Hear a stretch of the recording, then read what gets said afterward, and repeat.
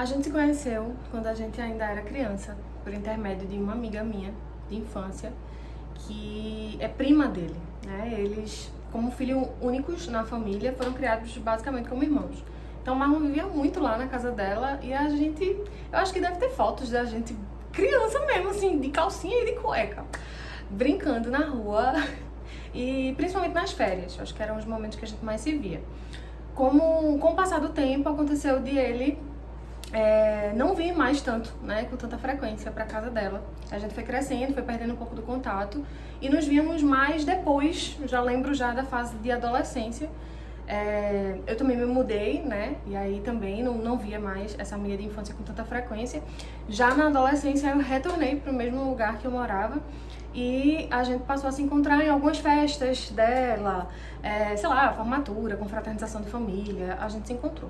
Nesse meio tempo a gente viveu a nossa vida, né, tivemos outros relacionamentos e nos falávamos muito pouco como colegas. Às vezes até na época pelo MSN, quando somente, assim, quando eu sabia que essa amiga tava lá na casa dele, eu precisava falar com ela na hora, mas eu vi que era ele que tava online. Então eu ia lá e preciso falar com fulano e tal.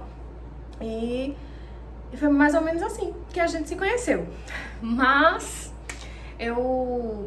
depois de um tempo, essa amiga passou por um processo difícil, né, na vida dela, uma questão pessoal aí, muita coisa aconteceu ao mesmo tempo na vida dela. E aí, Marlon morava longe, mas como primo, quase irmão e o mais disponível, digamos assim, na época, veio, né, pra capital pra passar um período dando essa assistência a ela, emocional, enfim, ter alguém ali ao lado. E eu, como amiga íntima também, na época, tinha essa disponibilidade. E aí a gente começou a se aproximar mais, né, ter um vínculo de amizade um pouco mais sólido. Mas naquela época ela namorava, eu solteiro, mas ela sempre namorando. Depois eu soube pela minha prima que ela tinha terminado o relacionamento. E eu já achava ela bonita. Então, eu não vou mentir que eu dei em cima. Suavemente, porque ela tinha acabado o relacionamento recentemente. Mas aí, ela solteira, eu solteiro, então eu meio que tive essa liberdade. Acho que ele teve interesse primeiro. Mas eu só via como amigo mesmo. Eu tinha muito medo de quando as pessoas começaram a tirar onda, não sei o que, vamos ficar juntos, vamos tal. Eu tinha muito medo de que se de repente acontecesse de a gente ficar, e eu nunca fui adepta a isso, embora não julgue ninguém que faça, tanto que tive poucos relacionamentos e todos eles foram sérios, a gente atrapalhasse de certa forma a nossa amizade, né? Então eu sempre disse muitos nãos. Eu sei que teve um ano que teve o São João de Caruaru e nós fomos juntos, se divertir normal. Lá ela deu um vacilo, eu roubei um beijo e podemos dizer que ficamos nesse dia. E daí tudo começou. Mas não foi algo que eu senti que seria vai durar, nossa, que massa, a gente agora vai começar a namorar. Não, a gente não nutriu nada, eu acho que nem da minha parte, nem da dele, não sei. Ele começou a ficar investindo um pouquinho, mas eu ia cortando.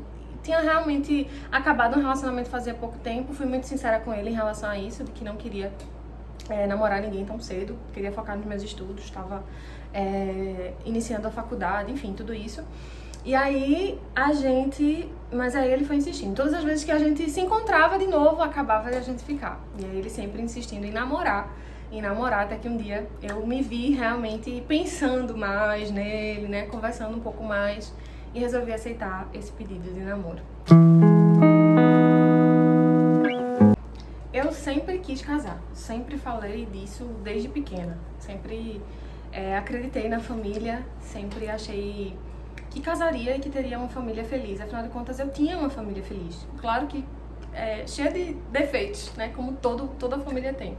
Mas eu tinha nos meus pais, assim, um exemplo de um casamento sólido, de um casamento bonito, de um casamento cheio de Deus, sabe? Que foi preparado, inclusive, pelo Senhor. Mas Marlon, ele não demonstrava tanto esse interesse antes, enquanto a gente era amigo. Quando eu falava, assim, em casamento, na igreja, quando a gente frequentava, às vezes, alguns cultos, alguma coisa assim, ele ficava, puxa, tá doido, vou casar com tanta coisa pra curtir, tal, não sei o quê, enquanto eu não. Mas depois que a gente começou a namorar, com o tempo, eu via ele falando mais em casamento. Eu não sabia que seria tão recente, tão cedo, mas eu senti essa vontade de casar com ela.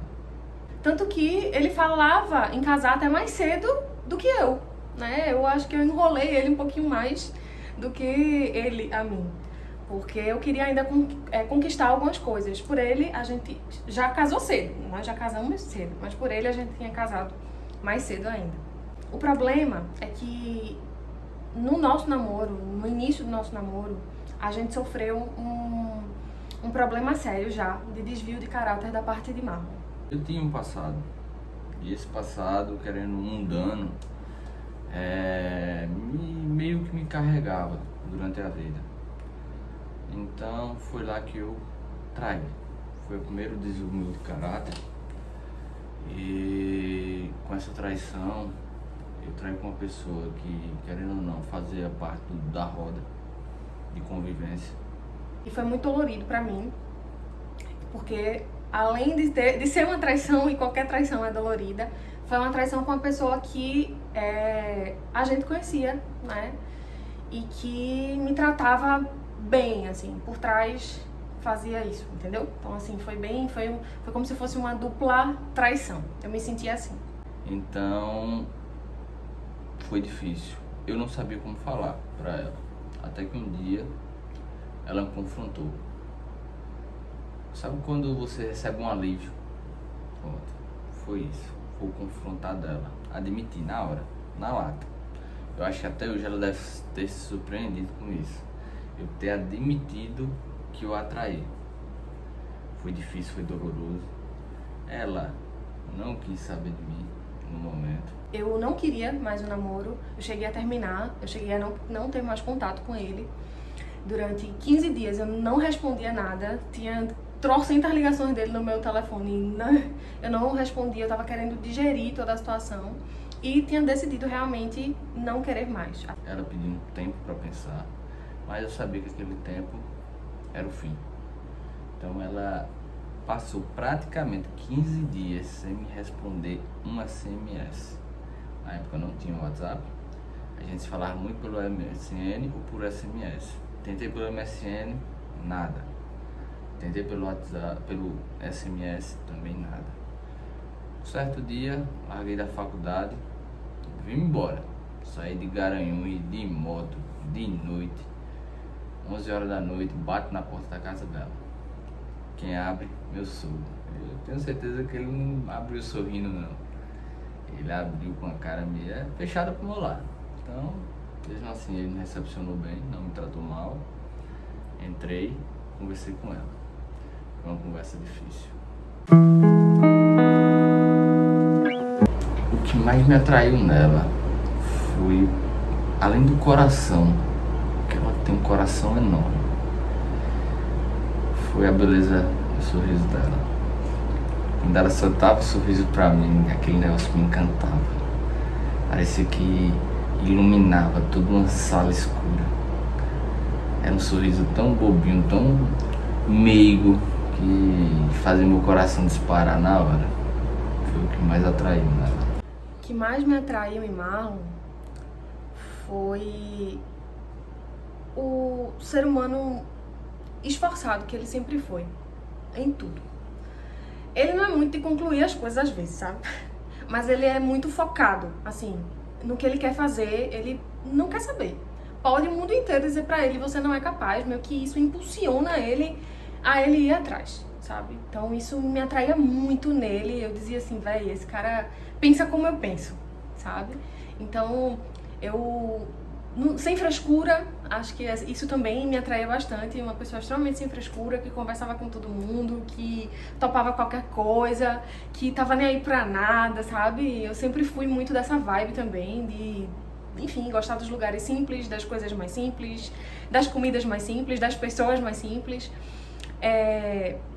de ter muitos amigos e amigos de verdade, sabe? Então isso tudo me encantava nele, essa simplicidade, essa forma de lidar com a vida e de focar, assim, no que ele quer fazer. A única coisa que eu ainda pego no pé dele é isso, conclua o que você quer fazer. Mas ele, quando quer fazer, ele faz. E assim, quando ele quando algo precisa ser feito, ele faz, sabe? Principalmente em nome da família, assim. Tinha muitos pés no chão, eu queria casar no momento exato. E eu sempre tive o pensamento errado, certo? Hoje eu digo pra qualquer casal, o pensamento errado de que primeiro a gente tinha que construir tudo pra depois casar. Hoje eu sei que não é assim, né? A gente pode construir juntos. E eu queria primeiro tudo, assim, eu quero terminar a faculdade, eu quero ter uma casa ou um apartamento, eu quero ter um carro, eu quero ter... Enfim, depois que eu tiver tudo isso, eu caso. Claro que a gente precisa ter um mínimo, né, pra que a gente possa casar. A gente não vai casar assim, tenho nada, vou-se embora e vamos ali ver como é que vai ser, Deus vai prover, simplesmente com total irresponsabilidade. Já Marlon não, ele tinha esse pensamento de, se a gente tiver um colchão, um fogão e uma geladeira, a gente casa. Então, foi meio que isso. E aí ele veio com essas conversas, a gente vai casar, vamos casar, vamos casar, vamos casar. Eu falava, calma, calma, calma. Eu era muito jovem, gente, eu só tinha o quê? 18 anos. Eu pensei da seguinte forma: como é que eu vou pedir uma pessoa que sempre que eu falo em casamento diz calma, calma, calma? Então tá certo, vamos ter calma. Só que eu não gosto muito de esperar, não sou tão calmo assim. Então, um certo dia, nessa época eu tocava na igreja, eu sabia de toda a programação, que a gente sempre tinha uma reuniãozinha, a gente sabia tudo que ia rolar durante o culto. Qual era o horário dos louvores, qual o horário do texto, quais os textos que ia o pastor pregar e tudo mais. A gente já tinha uma ciência sobre isso, sobre a programação da igreja. Ela odeia holofote pra ela. Eu sou uma pessoa muito discreta, eu odeio esse negócio de coisa estrondosa. Olha, a coisa que eu mais tenho medo no mundo é que alguém me mande na minha casa um carro de som. Eu sempre tive esse medo. Eu odeio holofote de uma forma assim, não. Então, ele pensou, né, em me pedir e pediu na igreja, no meu lugar favorito, assim, e com as pessoas mais íntimas. Eu pensava em pedir, não, vou pedir num lugar top, pra todo mundo ver. Só que ela dizia, se você fizer isso, eu digo não. Porque ela não gosta de holofote pra ela. Então, sabendo que ela tinha uma ansiedadezinha já, peguei um papelzinho de guardanapo antes de sair de casa, escrevi lá: leia, só não agora. E dobrei o papelzinho e nessa dobra eu coloquei lá dentro: casa comigo. Algo bem simples. Peguei lá o texto, coloquei o guardanapo dentro, fechei a Bíblia dela e a gente foi pra igreja. Mas minha gente nunca viu um culto terminar tão tarde naquele dia, porque eu fiquei muito ansiosa pra saber o que tinha ali. Mas eu respeitei. E aí, ao final, quando eu abri o papel, tinha lá o pedido, né? Casa comigo. E pouquinhos amigos que a gente tinha ali na hora viram, acho que já sabiam um pouquinho daquilo. A gente saiu pra comemorar. Obviamente que eu aceitei, mas eu, mesmo assim, ainda disse pra ele: eu aceito, mas vamos com calma. Vamos começar a pensar nisso, né? De uma forma mais madura. Claro, ela disse sim. Mesmo assim, mesmo sendo bem simplesinho, eu fiquei com medo na hora de dizer não. O dia do casamento foi o dia mais esperado, né? Porque toda noiva sabe que pra chegar até lá a gente chora um bocado. A gente ora um bocado também. Muita coisa deu errado, assim, aos nossos olhos não espirituais, né? Digamos assim, aos nossos olhos humanos. A gente teve todo o apoio sempre da nossa família, dos nossos pastores. A gente casou muito jovem, né? Eu tinha 21 anos apenas, mas eu tinha convicção do que eu estava fazendo. Eu tinha orado muito ao Senhor, nós tínhamos feito o curso de noivos, enfim, a gente se preparou para isso, a gente tinha conversado muito sobre isso. E quando chegou o grande dia, apesar de muita coisa nos bastidores terem acontecido, eu, quando desci daquele carro, que vi o meu pai vindo me receber, nossa, foi emocionante, assim. Foi como se eu tivesse vendo o Senhor realizar um dos maiores desejos do meu coração. Eu iria começar a constituir a minha família. E eu sabia, porque o Senhor já tinha me prometido há muito tempo, que esse seria o meu maior ministério. O dia do casamento, pai, foi o dia mais feliz da minha vida. A sensação de ver ela entrando com o pai dela, naquele sol. Caraca, não teve lágrimas. Foi mesmo de receber um prêmio. E realmente era o maior prêmio que eu estava recebendo naquela hora. Meu pai me falou coisas lindas. E quando eu desci, né, pelo campo, assim, que eu ouvi morrendo de chorar, ele tava em prantos. Eu sou muito chorona, mas eu não chorei tanto, assim. Eu acho que eu fiquei mais besta com quanto que ele tava se emocionado. Mas assim, eu lembro de fechar os olhos e agradecer a Deus por tudo que ele fez. Porque ele fez muito mais do que a gente pediu, muito mais do que a gente pensou. Ela entrando naquele campo, o casamento que a gente pensou, da forma que a gente pensou. Simples, mas lindo. Ela sensacional, linda, maravilhosa, entrando naquele vestido branco. Eu vejo até hoje. Um buquê de flores, girassóis, a coisa mais linda do mundo. Ninguém sabe como foi conturbada a noite anterior, mas o dia do casamento foi perfeito. Eu recebi ela ali no altar, linda da forma que estava. Nunca vi uma mulher tão linda como naquele dia, tão maravilhosa, simples, entrando. Até o pai dela, eu nem vi o pai dela, só via ela. Ela entrando no pai, mas eu só via ela, porque ela iluminava todo o campo para mim. E o mais sensacional de tudo é que foi mútuo a presença do Espírito Santo ali naquele local.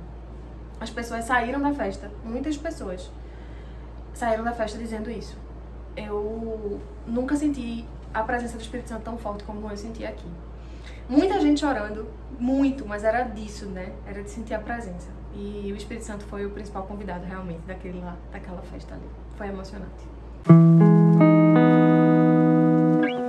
Bom, a vida sexual nunca foi um tabu pra nós. Nós sempre conversamos sobre isso. Na verdade, eu fui educada assim. Os meus pais, eles sempre conversaram sobre sexo comigo em casa e com minha irmã. Nunca eu vi o sexo como sendo um tabu. E apesar de entender, né, de ser criada na igreja, e entender a necessidade do sexo depois do casamento, os meus pais, eles sempre foram muito abertos a dizer que no momento que isso acontecesse, ainda que acontecesse antes, eu fosse responsável, né, o mínimo, para conversar com eles, para que, enfim, profissionais pudessem ajudar a gente quanto a isso. Vida sexual pra mim nunca foi um tabu, porque eu já vinha de uma vida sexual ativa. Então, eu nunca tive essa questão de tabu. Mesmo que meus pais nunca tenham sentado assim pra dizer assim, amor, sobre sexo, sobre isso, sobre aquilo. Mas eu sempre busquei, querendo ou não, uma certa informação. E muita coisa eu aprendi de forma errada. Então, eu nunca fui um tabu. Mas no casamento também, né? Dentro do casamento nunca foi tabu, não. Agora a gente sempre se respeitou. Existem coisas, né? Existem, enfim, prazeres dentro do sexo que, por exemplo, eu não curto, eu não gosto, né? Então, isso eu sempre expus pra ele. Mas não foi a primeira pessoa com quem eu me envolvi sexualmente, né? Foi meu marido. Então, eu realmente esperei por ele. E fui descobrindo com ele essa questão sexual. E eu sempre fui muito sincera. A gente sempre teve essa liberdade no casamento de dizer, isso aqui tá tudo bem, isso aqui não. E ele sempre me respeitou em relação a isso. E conversando com ela, ela sempre falou, isso aqui, beleza, isso aqui tá certo, mas isso aqui, não. Muita coisa eu digo a você, com toda sinceridade, eu aprendi com ela. Mesmo eu tendo uma vida sexual ativa no passado, eu vim aprender o que é no lugar de fazer sexo, fazer amor, foi com ela.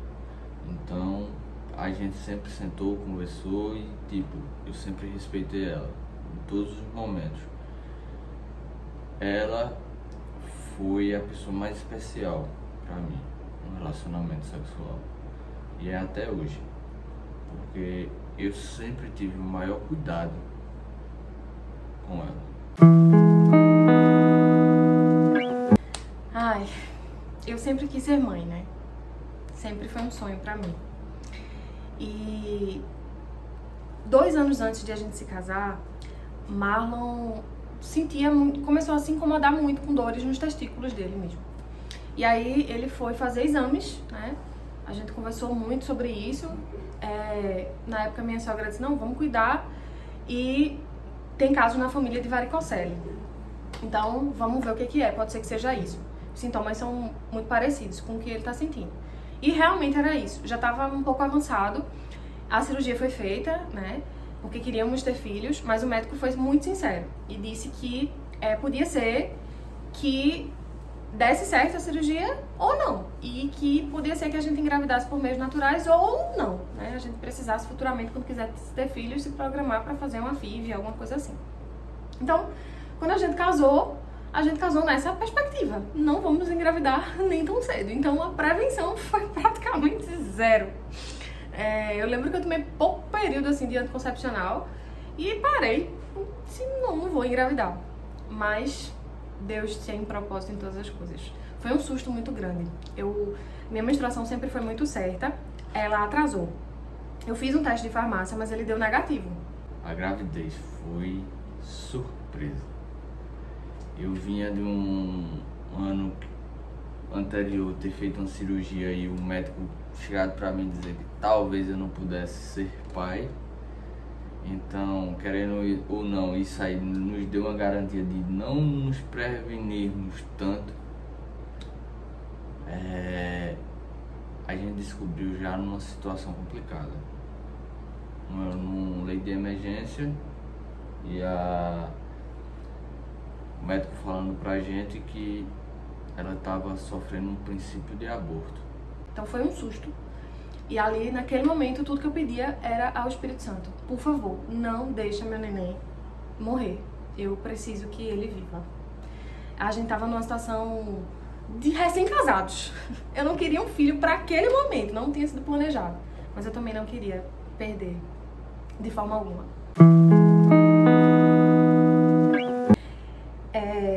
Existe um assunto muito delicado, que é importante que a gente fale aqui, né? Um alerta, na verdade, a todos os jovens casais que estão pretendendo se casar. A família da gente é muito importante, muito importante. Mas quando a gente casa, a Bíblia é muito clara que deve haver uma separação, né? De pai e mãe. A gente deixa pai e mãe e vai constituir a nossa família. E esse cordão umbilical, ele precisa ser cortado em todos os aspectos. Geográfico, né? A gente precisa morar um pouquinho distante. Psicológico, né? A gente precisa tomar as nossas próprias decisões, enfim, enquanto casal. Mesmo que esteja tudo dando errado, a gente pode até pedir conselho, mas a orientação que a gente precisa ter maior é do Espírito Santo, ele precisa estar no nosso lar. E especialmente financeira. Quando a gente se casou, a gente teve muita ajuda, né? Tanto dos meus pais, quanto dos pais de Marlon, né? Quanto dos meus sogros.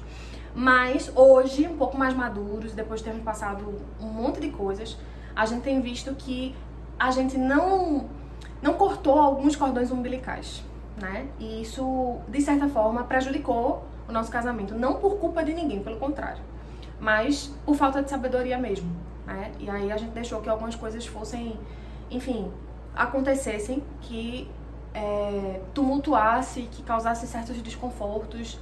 E não foi interessante nem maduro da nossa parte, mas graças a Deus que a gente chega um momento que a gente assume essa maturidade, né? E aí a gente aprende com os nossos erros. O espiritual de ambos era uma vida boa. A gente sempre procurou a Deus em todos os momentos. A gente pedia muita orientação a Deus em tudo que a gente fazia. Então, era frequentar a igreja, pequenos cultos dentro de casa, que a gente não pode deixar. Era ler sempre a Bíblia que possível, ler um livro cristão e sempre buscar a Deus em todos os momentos. Eu sempre fui uma pessoa bem temente a Deus, né? Desde que eu me converti. Eu venho já de uma família cristã, mas quando eu decidi me converter mesmo, eu tinha 10 anos de idade apenas, mas eu tinha certeza absoluta do que eu estava fazendo. E desde então, eu não me desviei. Claro, né? A gente passa por oscilações em toda a nossa trajetória, mas eu sempre fui muito temente a Deus. E tudo que eu fiz na minha vida eu perguntei a Ele. Em alguns momentos eu não esperei a resposta, botei a carroça na frente dos bois e quebrei a cara várias vezes. Mas em outros momentos eu realmente sempre quis obedecer, independentemente do que fosse, eu sempre quis obedecer. E a gente trouxe muito isso pra dentro da nossa casa, né? A gente já passou por situações muito complicadas em todos os aspectos das nossas vidas. Sentimental, o primeiro ano do casamento, ele é sempre muito difícil, porque a gente tá se adaptando, né? São pessoas diferentes, educações diferentes, enfim. No nosso, já veio uma gravidez, né? Então, assim, já é muito conturbado, mas a gente orava e todas as vezes que a gente se sentia assim um pouco... Opa, chega aqui, vamos orar, vamos chamar o Espírito Santo e a gente conseguia resolver a situação. Acompanhamento pastoral, enfim, sempre fomos muito ligados nisso. Tem um pouco mais de regramento, né, na minha vida, assim, em relação a isso. É uma rotina maior. Marlon, ele tem também a intimidade dele, a forma dele de buscar. Ele é muito sensível muito mais com a questão musical, né? Ele é músico, inclusive. Então, assim, as músicas, eu sinto que as músicas é quem tocam mais ele. Às vezes, do nada, ele se tranca no quarto, pega o violão e quando eu chego lá, ele tá se derramando e eu já sinto o Espírito Santo ali, começa a cantar também, enfim. Mariana vai por essa seara também.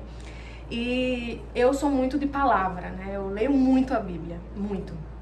E o Espírito Santo fala muito comigo através da palavra de Deus. Então, cada um da sua forma, mas a gente tem uma vida espiritual bem equilibrada. Só que teve momentos que não foi bem assim. No momento que a gente se sente na nossa vida autossuficiente, é quando o inimigo entra, sabe? Eu sou professora, né? Minha primeira formação foi letras, então passei 10 anos dentro de sala de aula, mas sempre quis fazer direito e fiz. E quando eu concluí, a gente recebeu, assim, né, propostas de empregos pra gente se mudar pra o agreste do estado, digamos assim.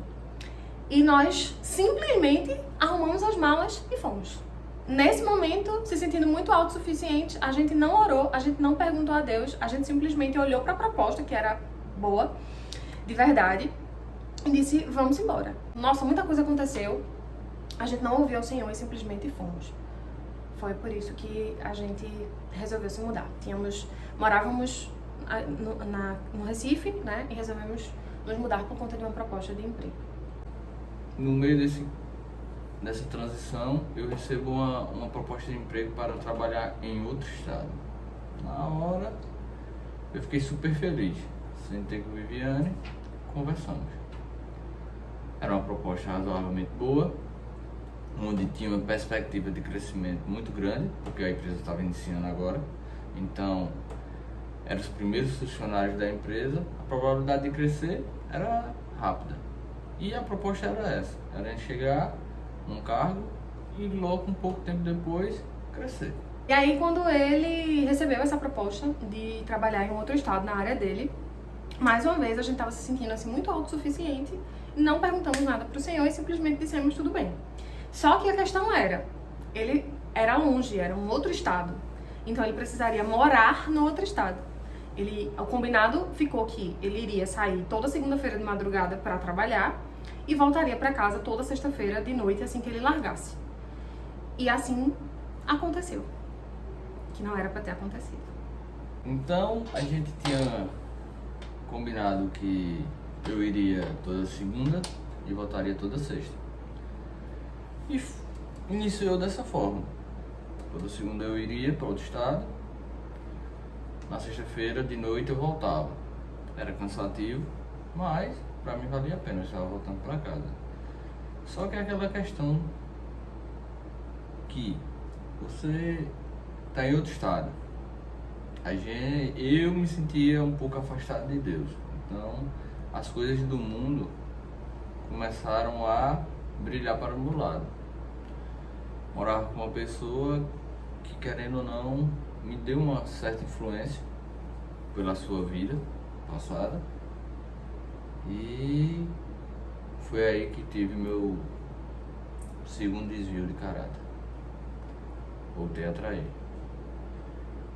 Afastado da minha esposa, procurei outras formas de me satisfazer, posso dizer dessa forma, lá. Então foi que aconteceu esse segundo desvio do caráter. Quem procura acha. Achei logo uma pessoa rapidamente e comecei a me relacionar com essa pessoa. Primeiro virtualmente e depois conheci ela pessoalmente e as coisas começaram a ficar mais sérias. Foi aí que eu consumei a traição.